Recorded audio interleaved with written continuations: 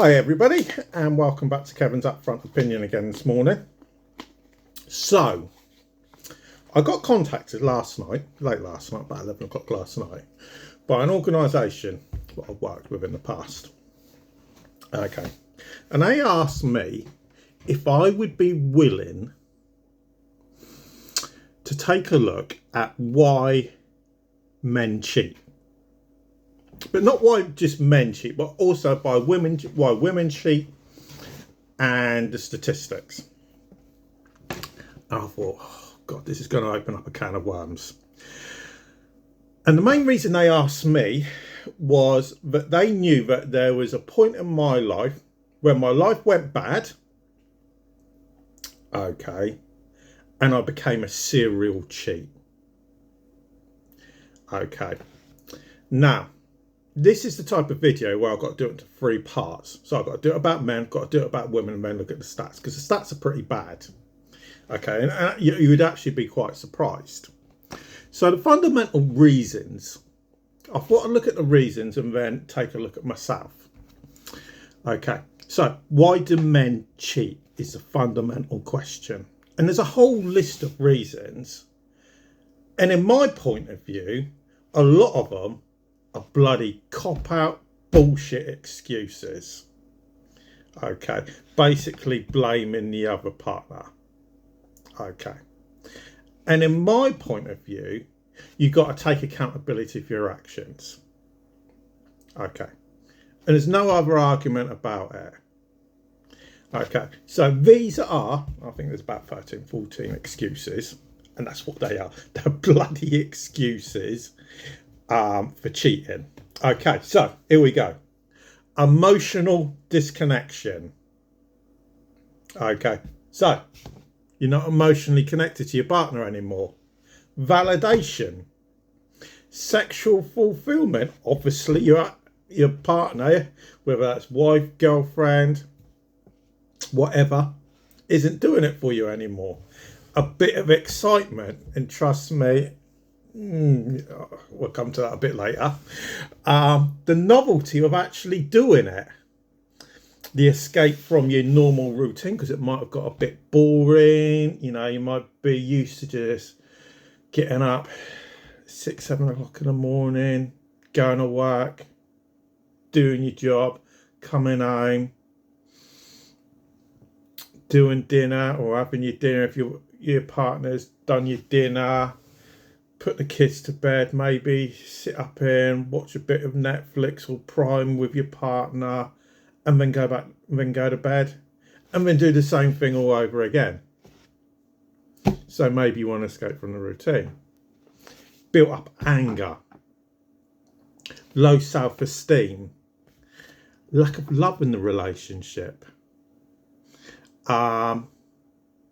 There's no real commitment or a lack of commitment. The need for variety, neglect. You know, we're all guilty of that type of thing. I know I am. Even in my marriage, I'm guilty of that at times. Sexual desire, maybe, but that really runs into, in my book, sexual fulfillment at the end of the day.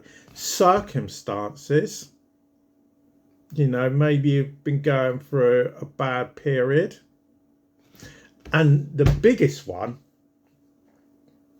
is mental health. Now, when it comes to all of these, and I've already said this, and I've been out in the sun, so I do apologise. And I am slightly dehydrated. And for an epileptic, that's never a good thing. They're excuses. That's what they are. They're excuses. Now, my wife and my next door neighbour and they've said this to me. They said, once a cheat, always a cheat. Now, I don't actually go with that. Now, let's take a look at myself.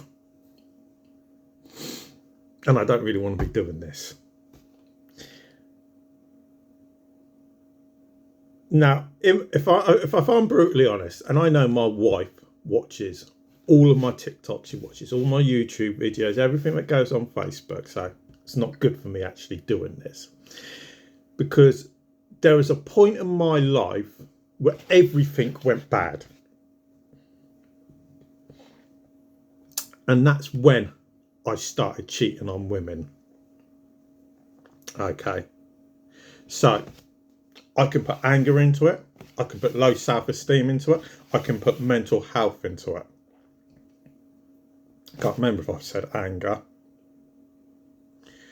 And I can put all of those straight into it.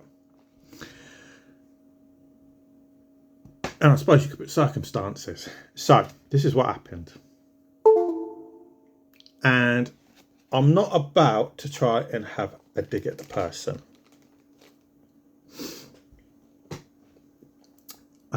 Because every person up until my ex-girlfriend, I've been faithful to. Never cheated on them. I didn't really even have many girlfriends up until my girlfriend Sophie. So I got with her, I think it was 2008. And if she sees this video, she'll probably tell me I'm wrong. No, it would have to be 2008, because my daughter with her was born in 2000 in August, 6th of August 2009.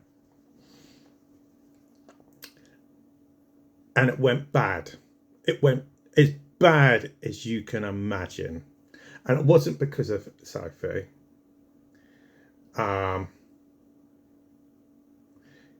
Even though we've got guilt on both sides, and I'm not going to talk about her guilt. That's for something that she'll have to come to terms with one day if she wants to. You know, I personally have come to terms with it, and I've got no ill feeling towards her. I know she hates my guts, and that's down to her. If she wants to hate me for the rest of her life, have that. That's down to her. But I have no ill feeling towards her. But because of what happened and because of what I did, okay, and a lot of people would say what I did was pretty petty and silly, because it was, at the end of the day, it was some messages I sent her, and they were stupid. They were, as she said to me, they're private between me and her, and the daughter that I had with her that I've never seen, who will be 16 later on this year. Okay. And nobody else needs to know what was involved in their messages, because they were stupid things. You know, the type of things, even though I was 30 at the time, they were the things you would expect an 18-year-old to send. They were that stupid. Okay, they really were that stupid. And after everything went pear-shaped, I went off the rails. I seriously went off the rails. And from that period, I cheated on every single girlfriend I ever had. Everyone. My ex-wife, which I've never admitted to her, especially to her. I remember one particular girlfriend, cheated on her 5 times. I cheated on her 3 times in one day. You know, that's how much of a low-life scumbag I turned myself into. Okay. And the main reason why, and if I actually admit to this, my wife's probably going to petition for a divorce today for me actually saying this. But at the time when I was doing that, I still loved my ex-girlfriend. As much as I hated her for what had happened, I still loved her with everything she did.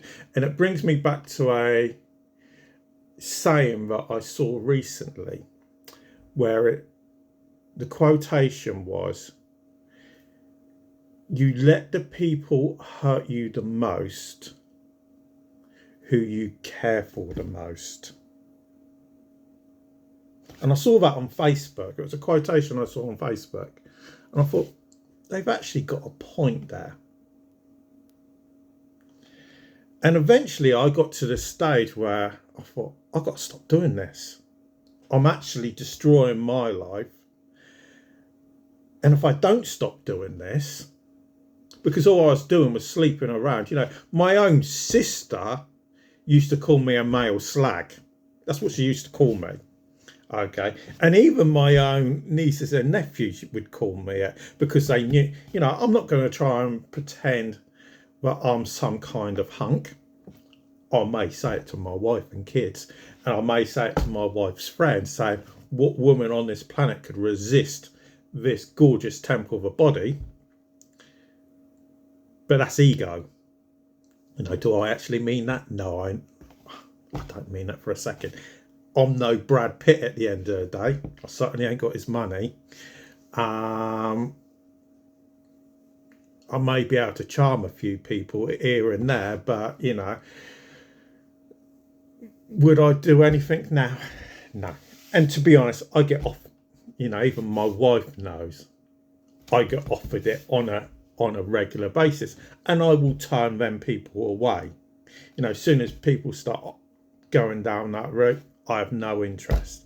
I can be the friendliest person in the world, probably too friendly, if I'm brutally honest. So I got myself to a stage where I realised I had to stop doing this.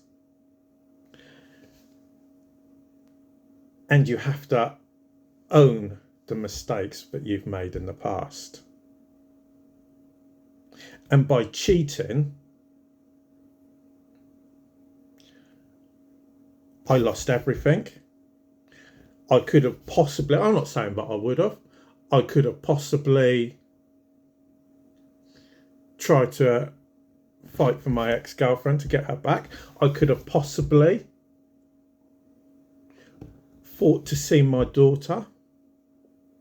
I'm not saying it would have happened. And she's, like I say, she's 16 years old this year.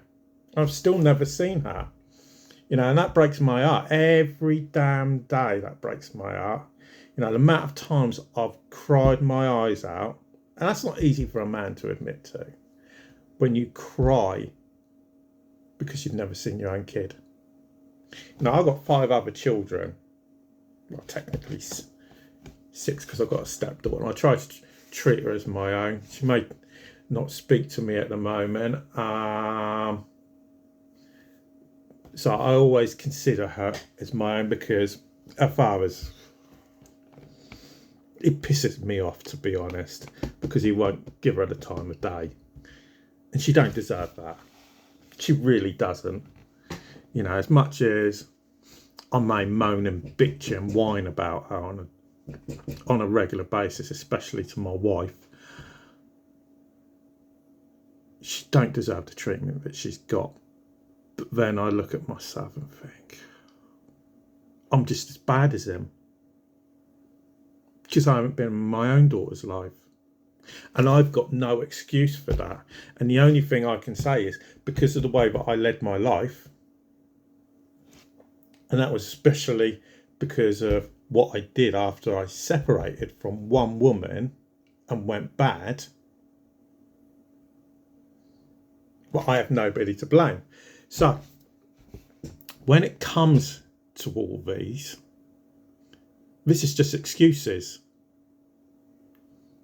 That's all it is. It's an excuse for acting like a dick. Now, one thing I would say, I lost everything that I cared for dearly. And I had a guy recently that messaged me. He messaged me on TikTok. And it hit home to me about what he said. And he said, first time he got married, he serially cheated on his wife.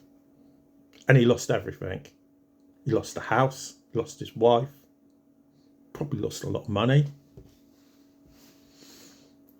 And then he met another lady. And he said to me, wasn't willing to do it again. Wasn't willing to lose everything for acting like a dick. And that's why I say people can change. People think that they can't change. They can change if they want to change. And then all of these excuses become irrelevant. You know, so one piece of advice I would give to anybody that thinks about it: don't do it. Don't do it, because the consequences are 10 times worse. If you're not happy in a relationship, end it. Just end it. Want a divorce nowadays? Don't need an excuse for a divorce nowadays. Not that I personally agree with that. Separate it. Separate. Do a trial separation. Do whatever.